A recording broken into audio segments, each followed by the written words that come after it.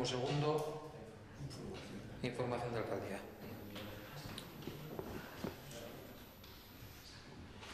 ¿Alguna cuestión? Sí, una.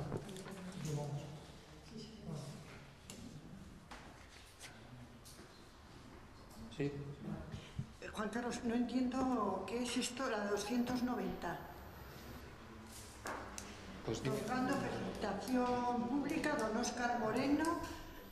Esto es no sé una. quién es, tampoco sabe cómo que ha respondido. Es un agente de policía municipal que fue condecorado en la pista de la policía comarcal. Y eso. Vale.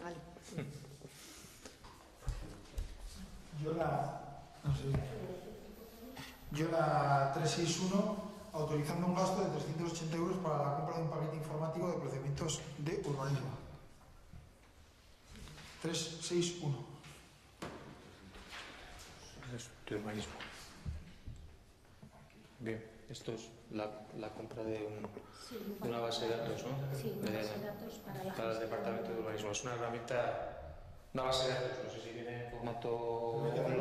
Pero hay que hacerlo por resolución de alcaldía. ¿Por qué se ha hecho por resolución de alcaldía? Por el coste económico.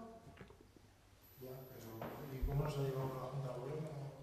Porque por el coste económico no estaba dentro del límite de los pagos que son competencias de alcaldía, según las bases de ejecución presupuestaria. Ya, no suelen ir así gastos. Sí, si hubieran superado los 500 euros, hubiera ido a la Junta de Gobierno local. Sí. Que lo suele llevar también menores, ¿no? Menores. Pues Sí. que esto hacía falta. Los menores se suelen ir a alcaldía. Hay algún caso que Sí que es cierto que a veces alguna factura menor se ha metido en toda la relación de facturas que se llevó a se ha colado. la Junta de Gobierno, pero bueno, los límites en O cuanto sea, ¿es un procedimiento de urbanismo en el departamento? Sí, para el departamento, pues para llevar en los procedimientos de gestión disciplinaria hay una base de datos, entonces es mucho más fácil de esta manera pues tenerlos informatizados. es una herramienta jurídica, o sea, de Gestión de expedientes, una aplicación informática para la gestión de expedientes urbanísticos.